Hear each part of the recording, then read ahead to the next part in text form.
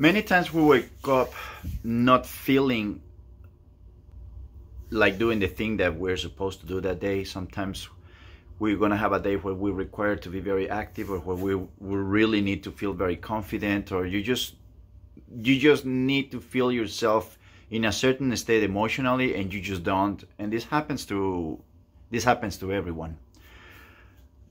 I saw an interview with Matt Damon, where he was talking about when he was showing up to where they were shooting Ford versus Ferrari, the movie, and he had just came back from a 2-year hiatus. So, and also his dad had just passed away, and he had been going to been in and out of the hospital for one entire year because of his dad illness. So he said that he wasn't feeling good. He was doubting himself. He was feeling insecure about the filming in the movie. Not the filming of the movie, but about him playing the character that he plays in the movie. And that's one of the things that actors have to go through pretty much in their entire career. If you're an actor, you have to pretend that you're emotionally and physically in one place, when sometimes or many times you probably in that given day you're not really feeling very well to represent that character, and they have to do it. And how do they do it? Well, they do it repeatedly. That's their career, that's their job. So after they do it so often, they eventually learn to control that. But that doesn't mean that it doesn't happen. Now, that happens to actors, and they have a hard time because they have to go out there and their job is to pretend that there's someone, or that they're feeling one way. Okay, but for people like us that we're not actors, any other kind of person in any job or anything that you do, you're not an actor, that happens too. So that is one thing that I will see very often when I will train people, that sometimes when they're playing a match, tennis matches, and I think it's like sport is like life. You have it's a roller coaster where there are gonna be times during the match where you feel, well, you're up here and you're mentally in the perfect place to fight and to stay focused in the game.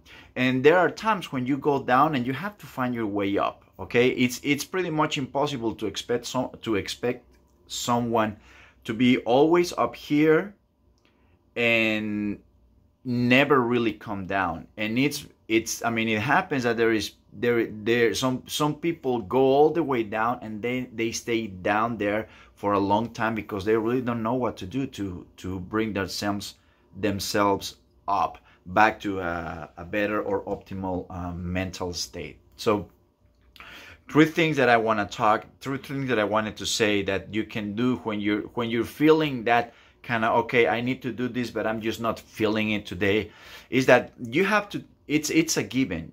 It's a fact that there are gonna be days when you're just not gonna feel the way you should be feeling for whatever it is that you need to do in that moment or that day.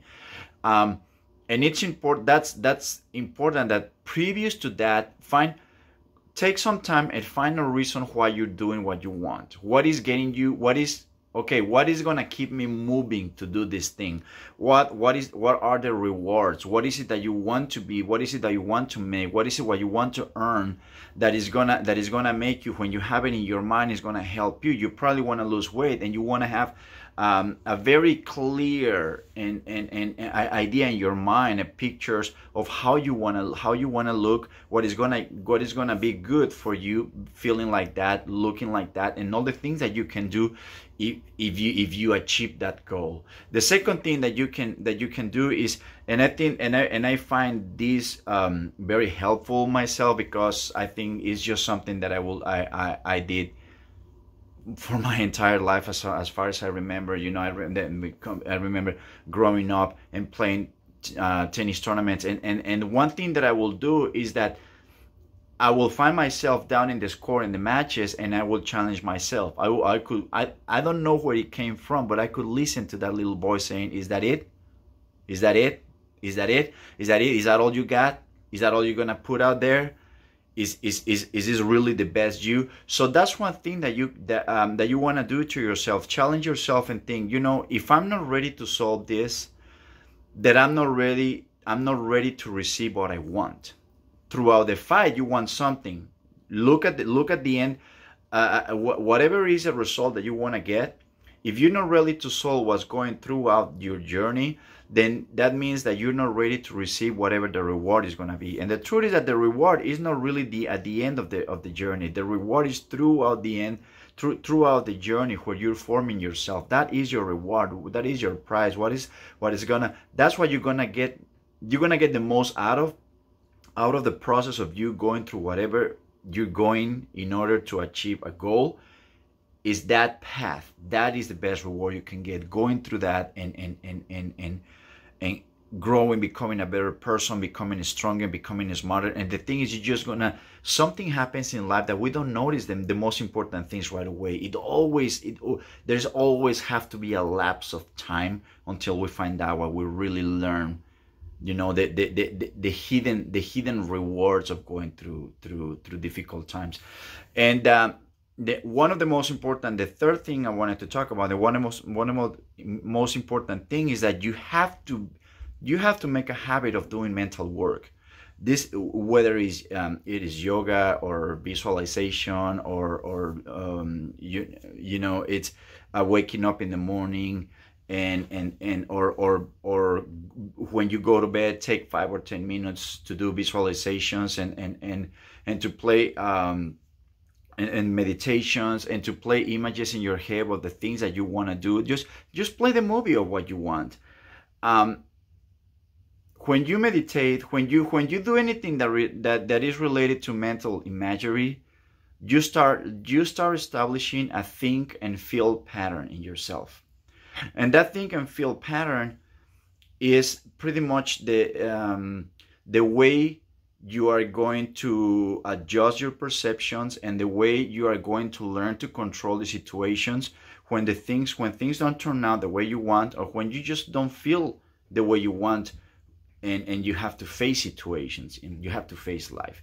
So out of the three things that I talk about, I think that just establishing the habit of doing mental work, meditation, visualization, mental imagery, whatever you want to call it. You want to do yoga or something, challenging yourself always.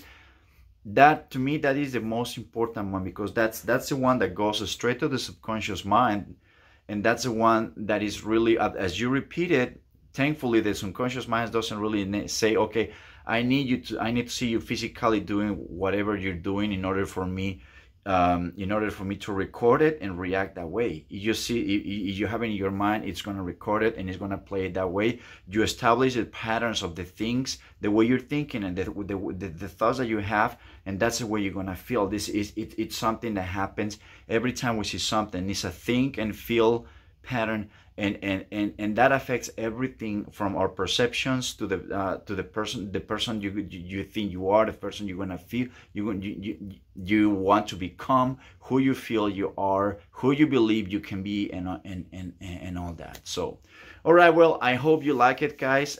These 3 tips, remember, is very important. The one important thing is that you have to. It's a fact that there are gonna be plenty of times, I'm sure it has happened to everyone, that there are gonna days where we just don't feel, we just wake up, or whatever it is that we have to do, we just don't feel like, okay, I'm not mentally in the right place, or sometimes even physically.